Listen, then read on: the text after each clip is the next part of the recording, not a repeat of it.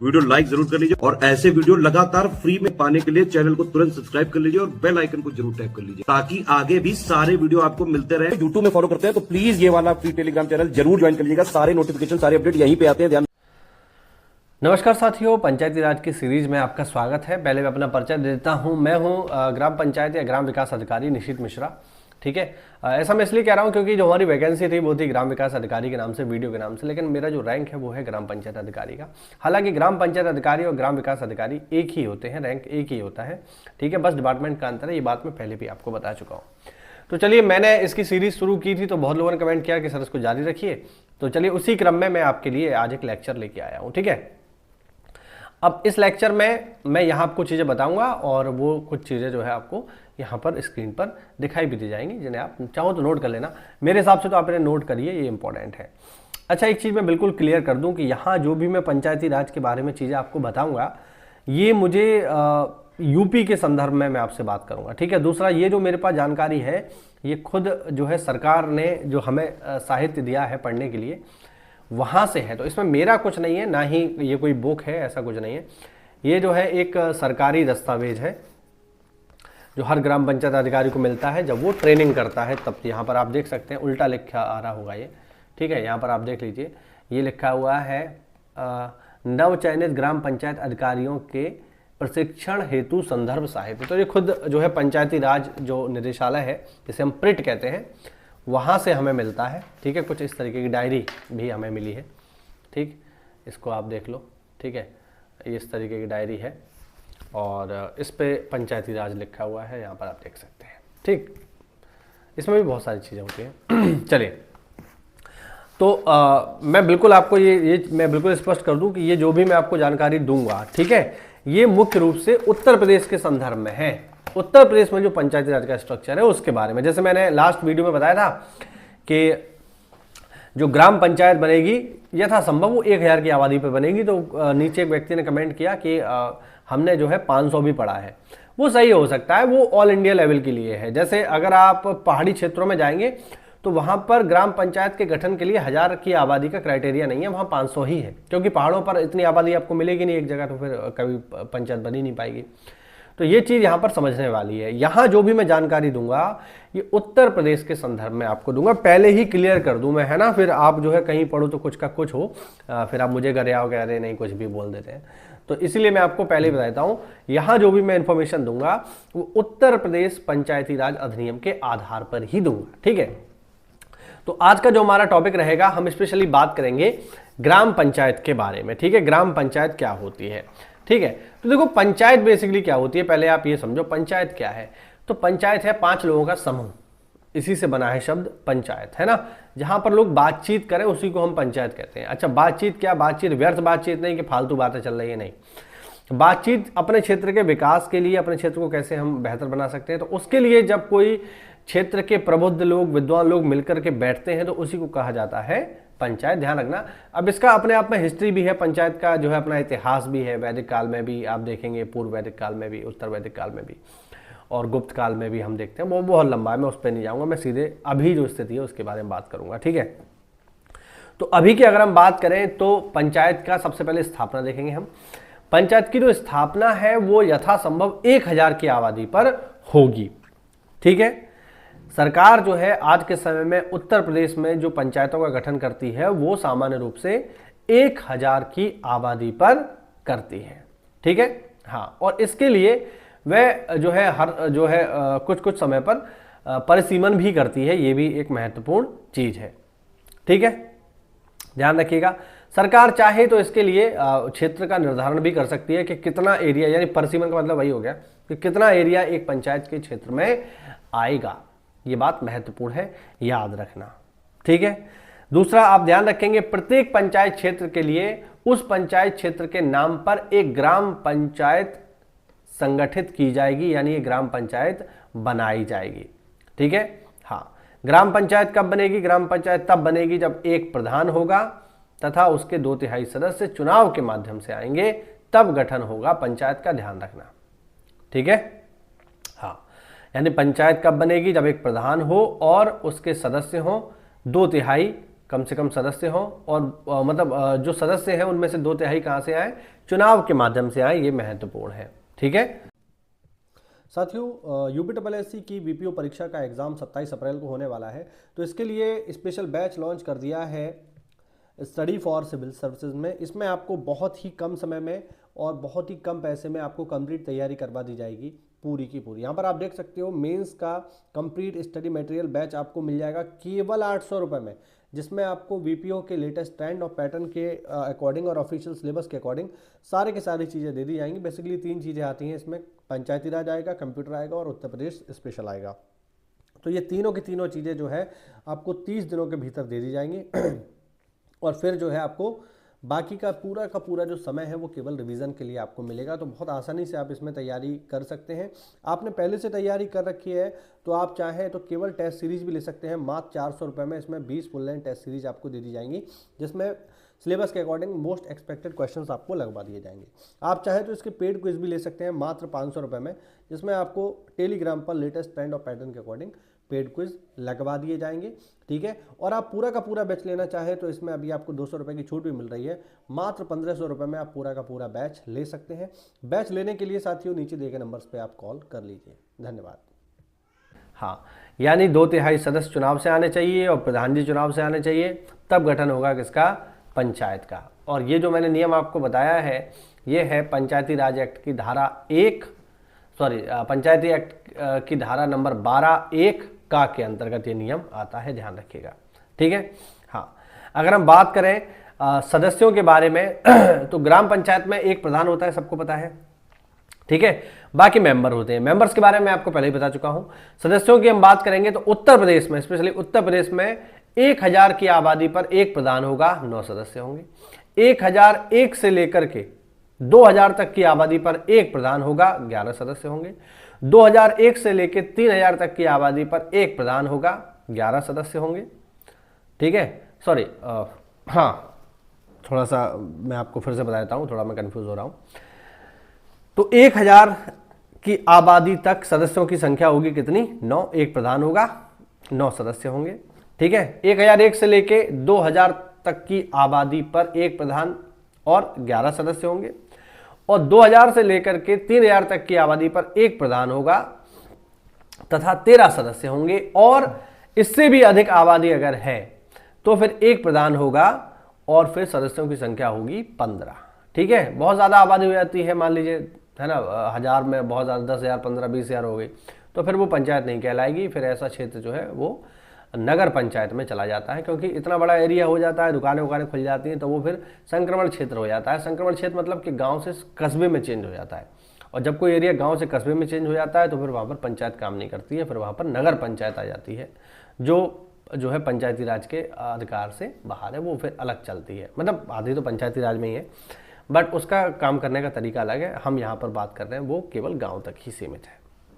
ठीक है, तो ये हुआ इसके सदस्यों के बारे में। ठीक है, नोट कर लेना, इंपॉर्टेंट चीज़ है। पेपर में सदस्यों की संख्या आ सकती है, कितनी आबादी पर कितने सदस्य होते हैं, इंपॉर्टेंट चीज़ है।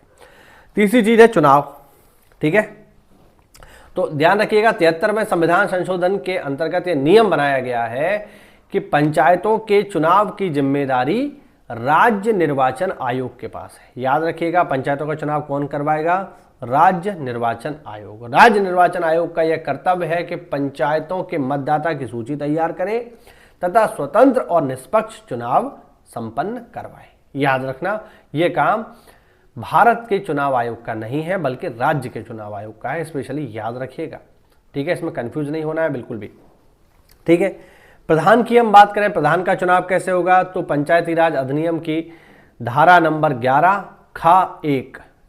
ठीक है, यानी धारा नंबर 11 फिर कोष्टक में खा और फिर 1, ये हमें बताती है कि किसी भी ग्राम पंचायत क्षेत्र के भीतर शामिल किसी भी ग्राम पंचायत की मतदाता सूची में पंजीकृत मतदाताओं द्वारा प्रधान का चुनाव किया जाता है। यानी प्रधान का चुनाव कौन करेगा? किसी ग्राम पंचायत के क्षेत्र में, यानी अब एक गांव है भाई, प्रधान कहाँ का होगा? गांव का होगा, बेसिकली पंचायत का होगा, है ना। तो उस पंचायत का एक एरिया होगा, उस एरिया में जितने भी पंजीकृत मतदाता होंगे, उस स्पेशल उस एरिया में, ठीक है, उस पंचायत के एरिया में जितने भी पंजीकृत मतदाता होंगे जिनका नाम वोटिंग लिस्ट में आएगा, वो सभी लोग वोट डालेंगे और वो सभी लोग मिलकर के प्रधान जी का चुनाव करेंगे।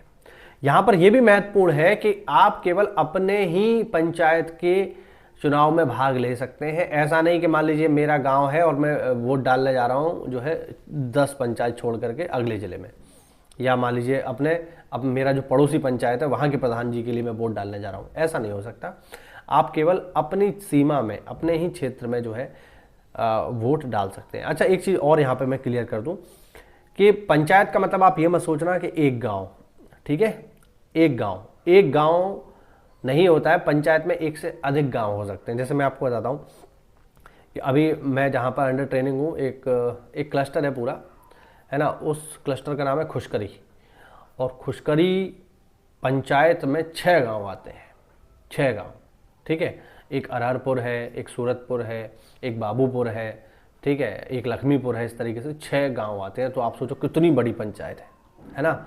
4-4, 5-5 हज़ार तक की पंचायत होती है एक। तो ऐसा मत सोच लेना कि पंचायत मतलब एक गांव, ठीक है, ऐसा कभी मत सोचना। एक पंचायत के अंतर्गत बहुत सारे गांव हो सकते हैं, एक से ज़्यादा भी हो सकते हैं। जैसे मैंने आपको एग्जांपल दिया 6 गांव हैं, तो ये बात आप ध्यान रखो। तो उन 6 गांवों में ऐसा नहीं होगा 6 प्रधान होंगे, नहीं, उस पंचायत में एक ही प्रधान होगा और वो 6 गांव के लोग मिलकर के उस पंचायत में वोट डालेंगे और अपना प्रधान चुनेंगे। आई बात समझ में? नहीं आई? ठीक है, तो ये हो गया हमारे प्रधान जी का चुनाव, ठीक है। इसके अलावा बहुत बार क्या होता है, बहुत बार ऐसा होता है कि मामला जो है टाई हो जाता है, या किसी भी कारण से ऐसी स्थिति बन जाती है कि मान लीजिए प्रधान जी का चुनाव नहीं हो पा रहा है या हो नहीं पाया।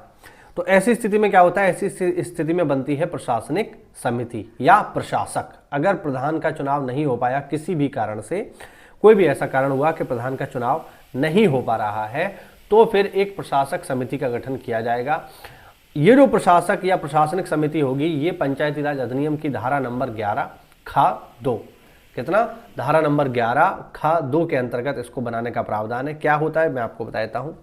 यदि पंचायतों के सामान्य चुनाव में किसी ग्राम पंचायत के प्रधान का चुनाव नहीं हो पाता है, ठीक है, और 2/3 से कम सदस्य चुने जाते हैं, जो मेंबर्स हैं, 2/3 से कम सदस्य चुने जाते हैं, तो सरकार एक प्रशासनिक या प्रशासक समिति बना सकती है। सरकार बनाएगी, ठीक है, जिसमें वे व्यक्ति होंगे जो ग्राम पंचायत के सदस्य चुनने की योग्यता रखते हैं। अगर किसी कारण से गांव में प्रधान जी का चुनाव नहीं हो पाया है, तो गांव के काम को बेहतर ढंग से चलाने के लिए एक प्रशासक समिति का गठन किया जाएगा, जिसका गठन करेगी स्वयं सरकार। और इसमें कौन लोग आएंगे, जो ग्राम पंचायत के सदस्य बनने के योग्य हों, ठीक है। दूसरा, राज्य सरकार डायरेक्टली किसी को प्रशासक बना सकती है, यानी डायरेक्टली किसी को जो है एक तरीके से प्रधान नॉमिनेट कर देगी कि ये जो है अपना काम करेंगे। प्रशासनिक समिति में लोग कितने होंगे, ये सरकार तय करेगी, ठीक है। दूसरा, इसका समय कितना होगा, तो याद रखना प्रशासक समिति का जो समय होगा वो अधिकतम 6 माह होगा। 6 माह तक ये काम करेगी। इस अवधि में, ठीक है, इस अवधि में जो है, जो हमारी पंचायत समिति होगी वो वैसे ही बिहेव करेगी, वैसे ही काम करेगी जैसा प्रधान जी और उनके मेंबर करते हैं। उनके पास वो सारे पावर होंगे जो कि एक प्रधान जी के पास होते हैं, ठीक है। ये बात आपको ध्यान रखनी है, ठीक। इसके बाद जो है अगर 6 महीने तक काम करेगी, उसके बाद री इलेक्शन जो है करवा के, उपचुनाव जिसे कहते हैं, प्रॉपर प्रधान जी का चयन कर लिया जाएगा, ठीक है। ये बात ध्यान रखना। अब हम बात करेंगे ग्राम पंचायत के कार्यकाल की। तो देखो, कार्यकाल की हम बात करें तो सब लोग जानते हैं, लेकिन हमारे लिए समय महत्वपूर्ण नहीं, हमारे लिए महत्वपूर्ण है अधिनियम की धारा। तो पंचायती राज एक्ट की धारा नंबर 12(3) का, एक बार रिपीट करता हूं, पंचायती राज एक्ट की धारा नंबर 12(3) का में ये नियम है कि इसका जो समय होगा, ग्राम पंचायत का जो समय होगा वो कितना होगा, 5 साल। ये तो सब जानते हैं 5 साल होगा, लेकिन पेपर में ऑप्शन आएगा कब से 5 साल होगा। तो आपको ध्यान रखना है, ये जो ग्राम पंचायत का जो समय होगा ये पहली बैठक से अगले 5 साल तक तय होगा, ठीक है ना। हाँ, यानी जिस दिन से पहली बैठक होगी वो तय समय पर ही होती है। तो पहली बैठक के लिए तय समय से अगले 5 साल तक कार्यकाल रहेगा किसका, हमारी पंचायत का। ये महत्वपूर्ण बात है, ध्यान रखना।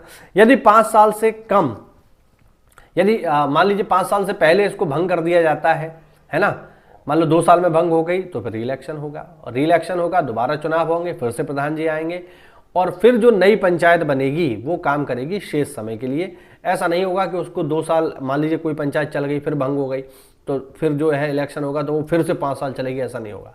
2 साल पहले चल चुकी है, अगर इलेक्शन होता है तो अगली जो पंचायत चलेगी वो 5 साल नहीं चलेगी, वो केवल 3 ही साल चलेगी, क्योंकि पहले वाली पंचायत 2 साल का समय पूरा कर चुकी है। लेकिन अगर चुनाव में मान लीजिए 6 महीने से भी कम का समय है, मान लीजिए कोई पंचायत अपना 4.5 साल का कार्यकाल पूरा कर गई, तो अब 6 ही महीना बचा या 5 ही महीना बचा, तो फिर ऐसे में री इलेक्शन नहीं करवाया जाएगा।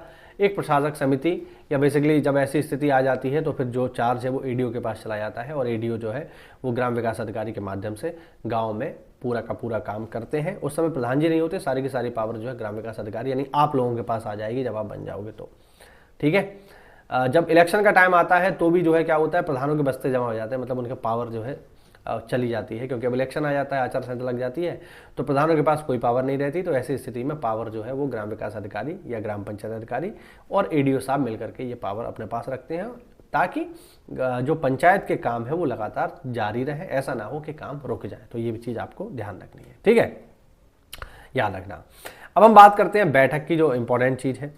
तो बैठक का क्या नियम है मैं आपको जरा बता देता हूँ। देखो, सबसे पहले एक्ट की धारा, तो पंचायती राज एक्ट की धारा नंबर 12, धारा नंबर 12 खा 1, धारा नंबर 12 फिर खा फिर 1, ये इसका पूरा का पूरा एड्रेस है।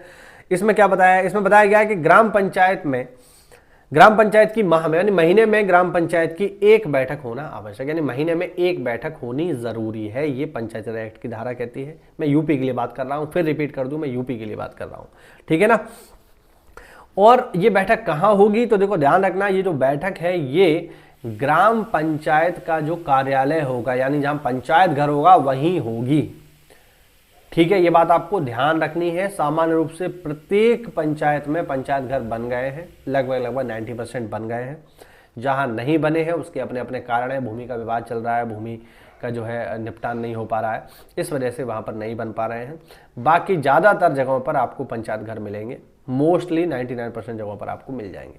तो आपको मीटिंग वहीं करानी है, ध्यान रखना। जब आप बन जाओ ना तो इस चीज़ को ध्यान रखना, हालांकि ट्रेनिंग में भी आपको ये चीज़ सिखाई जाएगी कि आपको बैठक पंचायत के कार्यालय में ही करानी है। ऐसा नहीं कि प्रधान जी के घर पे बैठक चल रही है या किसी के घर पे आपने जो है बैठक कर ली, नहीं, ऐसा आप नहीं करेंगे, ध्यान रखना। ये पंचायती राज एक्ट के कानून का उल्लंघन है, याद रखिएगा, ये पंचायती राज कानून का उल्लंघन है। आप किसी व्यक्तिगत घर पर बैठक नहीं कर सकते, वो खुली जगह ही होनी चाहिए। खुली जगह मतलब सरकारी, तो या तो आप कार्यालय पे कर लो, कार्यालय पे नहीं कर पा रहे हो तो जो स्कूल वगैरह होते हैं, गांव में स्कूल भी होते हैं, वहां पर भी आप कर सकते हो, है ना। लेकिन ज़्यादातर केसेस में आपको क्या करना है, ज़्यादातर केसेस में आपको जो बैठक है वो करनी है पंचायत के कार्यालय में। उसके फोटो वगैरह खींचते हैं, ध्यान रखना। जब आप सेलेक्ट हो जाओगे तो आपको ग्रुप्स में जोड़ा जाएगा, है ना। जिले के ग्रुप होते हैं, ब्लॉक के ग्रुप होते हैं, वहाँ आपको डालना होता है कि आज हमने मीटिंग करी, फोटो खींचो अपलोड कर दो, तो पता रहता है कि आप काम कर रहे हो नहीं कर रहे हो, है ना। ये सरकारी तंत्र है, आप आ जाओगे तो धीरे धीरे पता चलेगा।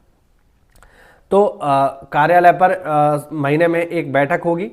अगर कार्यालय नहीं बनाया तो किसी सार्वजनिक स्थल पर, स्कूल वगैरह में हो सकती है, ध्यान रखना, ठीक है। ठीक, ये महत्वपूर्ण चीज़ है। अच्छा, ये भी ध्यान रखना कि ग्राम पंचायत की जब इसका गठन हो जाएगा तो निर्वाचन के बाद, जैसे मान लीजिए अब नई कोई पंचायत बनी है, ठीक है, नया, अब जैसे क्या है, अभी हमारे यहाँ पे इलेक्शन होने वाले हैं कुछ समय में, है ना। तो अब इस साल इलेक्शन है, तो इलेक्शन में जैसे क्या होगा कि जब नई पंचायत बनेगी तो उसकी जो पहली बैठक होगी वो निर्वाचन तिथि के 30 दिन के भीतर हो जानी चाहिए। यानी जब नई पंचायत का गठन होता है तो नई पंचायत की पहली बैठक निर्वाचन की तिथि से 30 दिन के भीतर यानी 1 महीने के भीतर जो है हो जानी चाहिए, ठीक है। चलिए आगे बढ़ते हैं। हाँ भाई, फिर है अगला जो क्रम है वो है बैठक की सूचना। ये सब ऑफिशियल है। बैठक की सूचना जो है वो पंचायती राज अधिनियम की नियम नंबर 32 और 37 के अंतर्गत आती है। बैठक की सूचना, ध्यान रखना, बैठक की सूचना सभी सदस्यों को कम से कम 5 दिन पहले लिखित में दी जाती है, ठीक है, लिखित में दी जाती है। यानी जब भी आप ग्राम पंचायत की बैठक करें, अच्छा बैठक कौन करता है ये भी समझ लो, अब बार बार बैठक की बात हो रही है, तो बैठक कौन करेगा, तो बैठक आप ही करोगे, आप मतलब ग्राम पंचायत अधिकारी ही करते हैं। लेकिन उस बैठक की अध्यक्षता कौन करते हैं, अध्यक्षता करते हैं प्रधान जी, क्योंकि वो जनता के प्रतिनिधि हैं। आप जनता के प्रतिनिधि हो, आप तो सीधे पेपर पास करके आ गए हो, पेपर पास करके कोई भी आ सकता है, लेकिन आप जो सोचो कि कोई भी आदमी प्रधान बन जाए, ऐसा नहीं हो सकता। और चूंकि डेमोक्रेसी है तो ये बात ध्यान रखना, आप डेमोक्रेसी में जनता के नौकर हैं, और हमारे यहाँ जनता को सर्वे सर्वा माना गया। भारतीय संविधान में जब हम प्रस्तावना पढ़ते हैं तो उसमें पहली लाइन यही है, हम भारत के लोग, we the people of India, जिसका मतलब है कि भारत में सर्वोच्च सत्ता जनता के पास है, किसी अधिकारी या किसी नेता के पास नहीं है, जनता के पास है। और चूंकि जनता ने उसे चुन करके भेजा है, ठीक है, तो प्रधान जी जो है वो आपके माननीय है, उनका आपको सम्मान करना है। ये बात समझ लो अभी से, जब आप ट्रेनिंग करोगे तभी बात बताइए, उनका आपको सम्मान करना है। और चूंकि वो जनता के प्रतिनिधि हैं इसीलिए बैठक की अध्यक्षता वही करेंगे। आपका काम क्या होगा? आपका काम ये है कि सारा काम आप ही करोगे यार, प्रधान जी तो देखो प्रधान जी है, ठीक है, वो आकर के बैठ जाएंगे, सारा काम आप ही को करना है। बैठक का एजेंडा आपको बताना होता है, किस मुद्दे पर बैठक है, फिर जो है लोगों से अपनी अपनी राय लेनी होती है। तो आपका ये मतलब काम आप ही करोगे, लेकिन हाँ नाम प्रधान जी का ही होगा भाई, क्योंकि वो जनता के प्रतिनिधि है ना।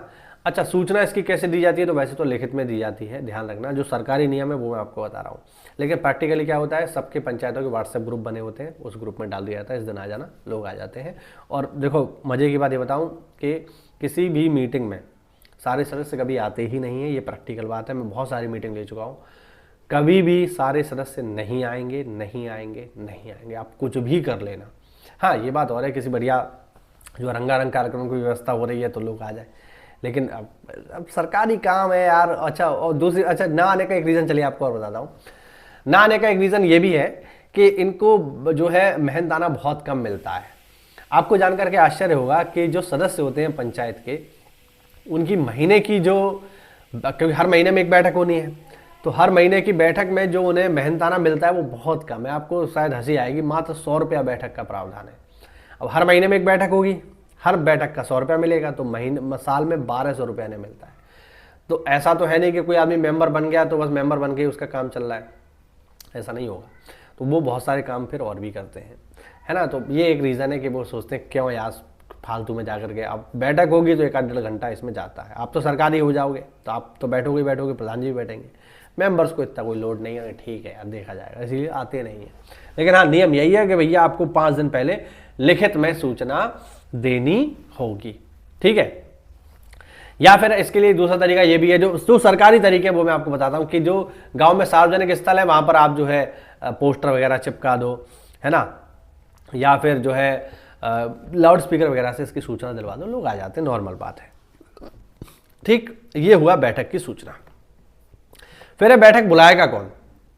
तो नियम नंबर 33 के अनुसार, ये नियम नंबर है, तो पंचायती राज एक्ट के नियम नंबर 33 के अनुसार जो है, ये नियम है, धारा नहीं है, नियम नंबर 33 के अनुसार बैठक को सदैव प्रधान जी बुलाएंगे, क्योंकि वही अध्यक्ष है ना, ठीक है। और पंचायत के 1/3 सदस्यों द्वारा हस्ताक्षर कर लिखित रूप में बैठक को बुलाने को कहा जाए तो प्रधान को पत्र मिलने के 15 दिन के अंदर बैठक बुलानी होगी। यानी वैसे तो हर महीने बैठक होगी, लेकिन मान लो कोई विशेष मुद्दा आ गया और प्रधान जी मान लो बैठक करने से बच रहे हैं, तो सदस्य क्या कर सकते हैं? सदस्य ये कर सकते हैं कि जितने भी सदस्य हैं है ना, उसमें से 1/3 सदस्य ये लिख करके दें सचिव जी को, यानी आपको, आप मतलब ग्राम पंचायत अधिकारी को, कि साहब हमें मीटिंग बुलानी है। तो 1/3 सदस्य अगर लिख करके देते हैं तो फिर प्रधान जी इस बात के लिए बाध्य हो जाएंगे कि उस मुद्दे पर मीटिंग करें 15 दिन के भीतर, ये नियम है। यानी सामान्य बैठक प्रधान जी बुलाएंगे, लेकिन मान लो किसी विशेष मुद्दे पर मीटिंग होनी है और प्रधान जी नहीं बुला रहे हैं, उससे बच रहे हैं, तो सदस्यों के पास भी अधिकार होता है कि वो मीटिंग बुला सकते हैं। इसके लिए उन्हें 1/3 सदस्यों को लिखित में ये जानकारी देनी होती है कि हमें मीटिंग करनी है, तो फिर मीटिंग होगी 15 दिन के भीतर, ये नियम है, ठीक है। फिर बात आती है मीटिंग का कोरम, ये भी समझ लो। तो पंचायती राज के नियम नंबर 35 के अनुसार जो ग्राम पंचायत की मीटिंग होती है, ठीक है। अच्छा एक बात बहुत बेसिक समझ लो, ग्राम पंचायत की मीटिंग में आता कौन है? तो ग्राम पंचायत की मीटिंग में बस 3 लोग आएंगे, मतलब 3 सदस्य, 3 संस्थाएं इसमें आएंगी। पहली संस्था ग्राम प्रधान, ठीक है, दूसरी संस्था आप यानी ग्राम पंचायत अधिकारी या ग्राम विकास अधिकारी, और तीसरी संस्था सदस्य जो वार्ड मेंबर होते हैं वो। यही 3 लोग आते हैं, 3 लोग, और लोग तो ज्यादा होते हैं, मैं संस्थाओं की बात कर रहा हूं। तो पहली संस्था प्रधान जी स्वयं, दूसरी संस्था आप ग्राम पंचायत अधिकारी, और तीसरी संस्था जो है वो कौन सी होगी? वो होंगे सदस्य। यही लोग आते हैं पंचायत की मीटिंग में, ठीक है, और मीटिंग में इन्हीं लोगों को बुलाया जाता है। हालांकि मैंने बताया सब लोग नहीं आते हैं, उसका रीजन है, ठीक है। अब कोरम की स्थिति क्या है कि बैठक में कम से कम कितने लोग होने चाहिए? तो जो ग्राम पंचायत का कोरम है, इसको समझ लो, आप नोट कर लेना जो ग्राम पंचायत का कोरम है, नियम नंबर 35 के अनुसार ग्राम पंचायत का जो कोरम है वो है कुल सदस्य संख्या का 1/3। ध्यान रखना, 1/3 जो है कोरम होता है, ठीक है, यानी 1/3 सदस्य कम से कम होने ही चाहिए। अगर इतने सदस्य नहीं हैं तो बैठक नहीं हो सकती। और मजे की बात यह है कि किसी भी बैठक में कोरम पूरा होता ही नहीं है भाई। पहली बैठक कोरम के अभाव में हमेशा कैंसिल की जाती है, हमेशा।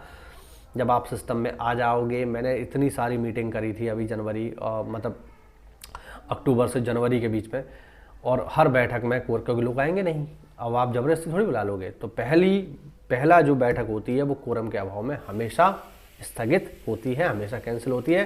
क्यों कैंसिल होती है? क्योंकि इसको कैंसिल करना जरूरी है। इसलिए जरूरी है क्योंकि दूसरी बैठक, अब पहली बैठक कोरम के अभाव में कैंसिल हो गई, तो जब दूसरी बैठक होगी तो उसमें अगर 2 लोग भी आ गए तो बैठक हो जाएगी, क्योंकि दूसरी बैठक में कोरम अनिवार्य नहीं है।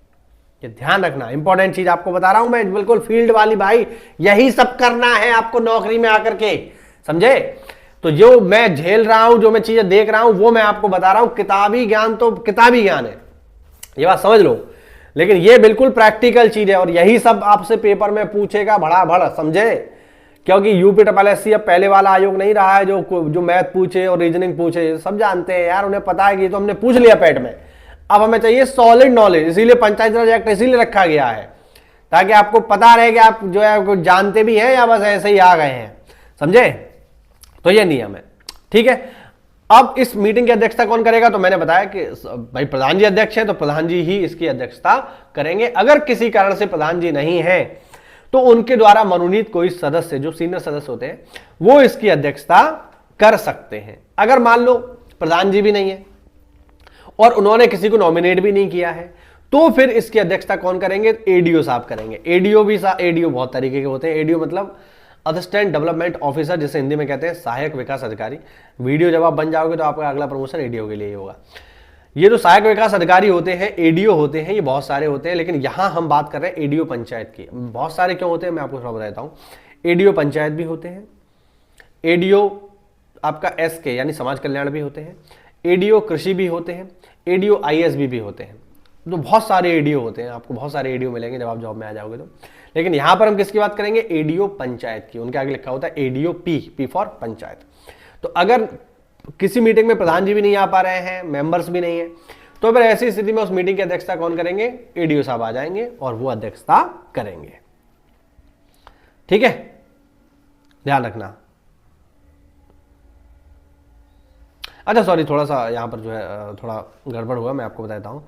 अगर प्रधान जी ने किसी सदस्य को नहीं नॉमिनेट किया तो फिर एडीओ साहब नॉमिनेट करेंगे, ठीक है, ये ध्यान रखना। एडीओ साहब अध्यक्षता नहीं करेंगे, सॉरी भाई, एडीओ साहब नॉमिनेट करेंगे, ठीक है।